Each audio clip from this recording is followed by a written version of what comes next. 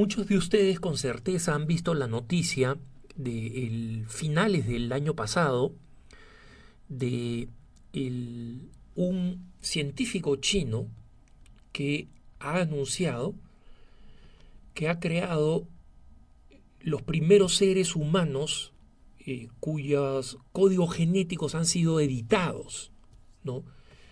Y lo explico de una forma más sencilla para los que no recuerdan la historia o no la conocen. He Jiankui, un científico chino, un geneticista chino de la Universidad de Ciencia y Tecnología de Shenzhen en China, anunció a través de una serie de videos de YouTube y luego en una conferencia sobre el código genético, una conferencia internacional de código genético, que él había editado el código genético de dos gemelas chinas y dio sus nombres, Lulu y Nana, ¿no?, que están viviendo con sus padres en un lugar indeterminado. No debo conocer la identidad, el apellido de las niñas, ni dónde están, ni qué edad tienen ahora, pero estarían recién en el inicio de su vida, en su primer año, ¿no?, cuyo código genético habría sido manipulado y editado, ¿no? Existe un método bastante novedoso de edición genética que se conoce por sus siglas CRISPR, ¿no?, en inglés. Y el proceso de CRISPR es un poco distinto al de los organismos genéticamente modificados, a los que básicamente se les aumenta un gen, ¿no?, como se ha hecho con determinadas formas de papas o de patatas, a las cuales se les ha introducido genes de salmón para que estas papas sean capaces de sobrevivir temperaturas más bajas, ¿no?, y que las heladas en las zonas altas donde se cultiva la papa, la patata, no las mate, ¿no? Ese es un caso común, conocido, de organismos genéticamente modificados. El método CRISPR, en cambio, consiste en eliminar, sacar o mover, entre comillas, digamos así, componentes genéticos del ADN de un animal o de un producto. ¿Por qué? Porque en el caso de un animal, por ejemplo, un animal puede haber heredado una malformación genética de sus predecesores, digamos una raza específica de vacas, ¿no?, que tienen determinada debilidad. Y entonces el método CRISPR, o de cerdos, por ejemplo, o de peces, que tienen una determinada debilidad respecto a, digamos, las temperaturas o propensión a determinadas enfermedades, el método CRISPR permite editar estos códigos genéticos, estos genes que están dentro del ser vivo, y moverlos y sacarlos y ver qué cosa sucede si se logra el objetivo de que, por ejemplo, un tipo de vacas que son muy buenas para producir carne, pero que son demasiado débiles frente a determinados medios ambientes, puedan soportar esos medios ambientes o pierdan algunos caracteres recesivos, algunas debilidades de la raza, ¿no? Entonces, el método es considerado bastante promisorio en términos de las cosas que se pueden hacer para evitar problemas y mejorar la producción en el campo animal o vegetal para combatir el hambre, por ejemplo, ¿no?, el hambre mundial, y hacer que productos puedan ser cosechados o determinados animales criados en zonas de extrema pobreza en el mundo. Entonces, el tema es que los geneticistas o los genetistas que están acostumbrados a utilizar o que han comenzado a utilizar el método CRISPR siempre han sabido que en algún momento esta habilidad de editar código genético podía ser aplicada a los seres humanos, pero que el método es un método tan novedoso, tan nuevo, que aún no está preparado para ser aplicado a los seres humanos. Y el hecho de que no esté preparado para ser aplicado a los seres humanos, porque no sabemos cuáles son las consecuencias de manipular el código genético de un ser humano, ¿qué cosa pasa si sacamos esto creyendo que le evitamos un problema? ¿Qué es lo que va a pasar con esos seres humanos después? No sabemos y no podemos experimentar y arriesgarnos porque estamos afectando la vida de seres humanos, ¿no? Y por otro, está el gran problema ético. Con el método CRISPR, cuando nosotros comencemos a editar los seres humanos, por supuesto que hay una gran esperanza respecto del lado supuestamente positivo de la edición genética, que es unas personas pueden ser curadas de la diabetes cuando son embriones, o sea, cuando recién están en el proceso de, de unión de las células, ¿no? Y podemos editar el código genético para sacarles la tendencia a producir diabetes u otras enfermedades mortales. Algunos creen que la cura para el cáncer puede estar en este método CRISPR de edición de código genético, ¿no? Ese siempre ha sido como el santo grial de las investigaciones científicas en el campo médico humano, ¿no? Derrotar el cáncer. Entonces, el hecho de que todavía no esté listo este método para aplicarse a seres humanos, para los genetistas daba tiempo para este debate ético fundamental, ¿no? ¿Y por qué el debate ético es importante? Porque las mismas posibilidades que permitirían editar el código genético de un bebé para que no tuviera enfermedades, podría ser también utilizado para editarlos en otra dirección, para crear super seres humanos, pero ¿quiénes? Básicamente aquellos que podrían financiarlo. Y en consecuencia, nosotros terminaríamos con dos tipos distintos de seres humanos, o más.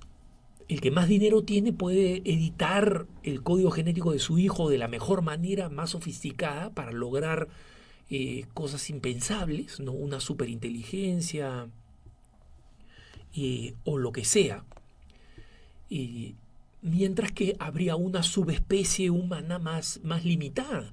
Y esto nos llevaría a la increíble realidad que ya fue descrita en 1931 con la novela de este autor inglés agnóstico, no creyente, y de hecho crítico del cristianismo, Aldous Huxley, ¿no? La novela en español se llama Un Mundo Feliz.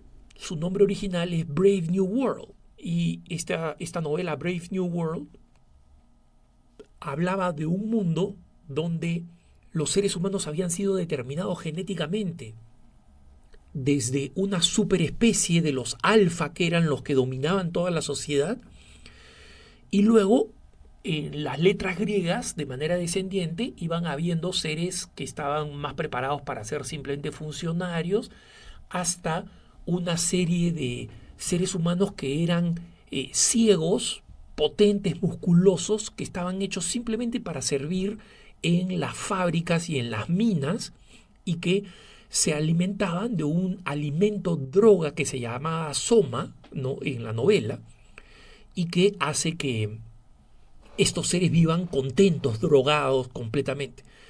Entonces, la novela no es una novela escrita muy bien. O sea, Aldous Huxley era un científico, no era un novelista. Sin embargo, esta novela tuvo un impacto tremendo porque describía este mundo futuro ya en 1932, cuando se publicó. Huxley la escribe en 1931, se publica en 1932, y desde entonces ha sido digamos, una de las novelas más emblemáticas, junto con 1984, de las dos novelas más emblemáticas de lo que significa la distopia o la utopía negativa, ¿no? Del futuro de la humanidad.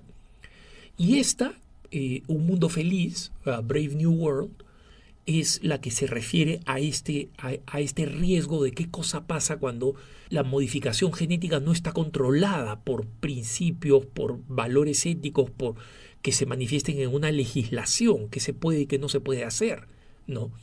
Si el CRISPR va a significar la eliminación de embriones, ya estamos hablando de matar seres humanos, ¿no?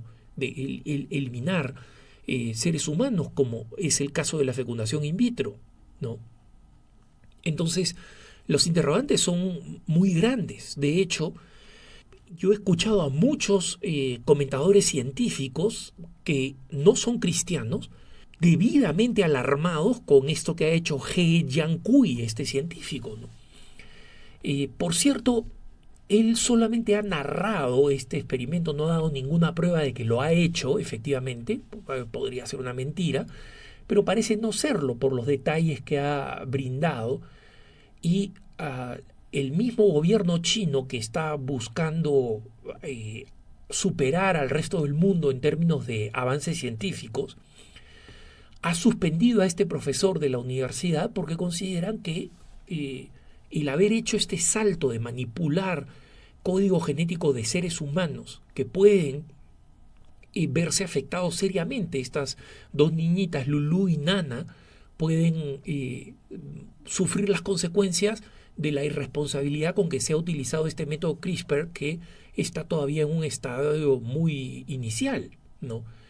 Pero las preguntas siguen siendo si es que este método CRISPR debería ser en algún momento utilizado a seres humanos y a dónde nos puede llevar. De hecho, nosotros en Catholic News Agency, en la agencia hermana de Así Prensa aquí en Estados Unidos, le preguntamos a un eticista católico, al padre Pacholczyk, un padre polaco norteamericano, sobre cuál era la posición de la bioética católica respecto de esta manipulación, ¿no?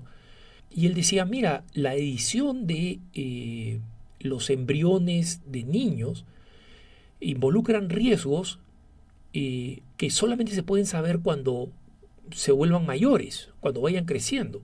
He Jiankui, por ejemplo, dice que lo que él ha hecho es editar estos códigos genéticos para que estas niñas sean inmunes al SIDA y a otras enfermedades. Modificado sus códigos genéticos para que sean inmunes al SIDA. Imagínense si nosotros podemos editar los códigos genéticos humanos para que una persona sea invulnerable a la mayoría de enfermedades mortales. Entonces le estamos dándole a esa persona una longevidad, un potencial de vida increíble, desconocido actualmente para la humanidad. Pero ¿qué pasa si al hacer eso nosotros estamos distorsionando a estas personas, como dice el padre Pacholczyk, distorsionándolos de tal manera que que van a tener otras consecuencias que no preveemos? Por ejemplo, ceguera temprana, discapacidades de otra naturaleza, descomposiciones de otros órganos o malfunciones de determinados órganos. No lo sabemos, ¿no? Y el padre Pacholczyk decía, ¿es adecuado que nosotros experimentemos en nuestros propios hijos? O sea, en la siguiente generación. ¿Qué derecho tenemos que hacerlo? ¿No? Incluso cuando creemos que comprendemos el papel que tiene un gen específico, en muchas ocasiones se ha descubierto más adelante, dice el padre Pacholczyk, en muchos momentos se ha descubierto más adelante, que ese código genético tiene otras funciones que el científico desconocía. Y que manipular esos genes tiene finalmente otras consecuencias no previstas a lo largo de la vida de esta persona. Y más dramático todavía es en qué medida estas modificaciones pueden tener un cambio irreversible en términos de del futuro de la humanidad. O sea, una vez que creamos nosotros a un varón y a una mujer que tienen estos superpoderes, cuando ese hombre y esa mujer se junten y se reproduzcan, ¿qué tipo de humanidad van a traer al mundo? Una humanidad modificada, que muchos dirán es mejor. Claro, pero en el mundo en el que vivimos, ¿cómo nos aseguramos que eso se haga de manera justa y se distribuya de manera justa cuando vemos que las tendencias a beneficiar a determinadas élites es una tendencia constante a todo nivel, incluso a nivel económico? Es cierto que el capitalismo ha ido sacando a mucha gente de la pobreza, pero también es cierto que ha creado unas élites con beneficios y con poderes inalcanzables en el pasado. Entonces, esta segregación del mundo en élites va terminando haciendo realidad la novela de Un Mundo Feliz de Brave New World, en las cuales tenemos hombres de distintas categorías y poderes. Eso es extremadamente preocupante y esa pregunta solamente la están haciendo los eticistas cristianos porque son los que comprenden qué cosa puede suceder en el futuro para la humanidad como la conocemos hoy en día. Que tengas un buen día.